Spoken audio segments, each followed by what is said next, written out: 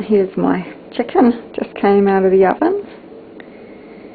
And this is a North Holland Blue male cockerel, about 2.5, 3 months.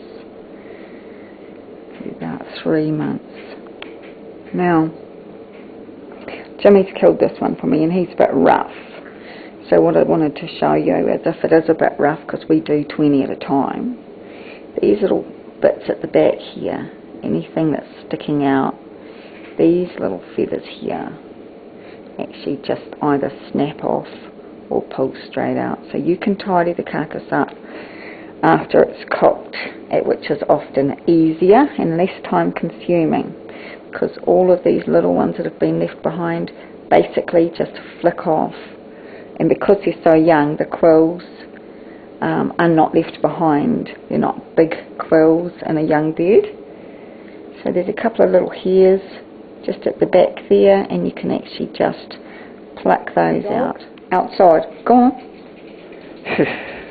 Thinks it can come and steal my chicken. So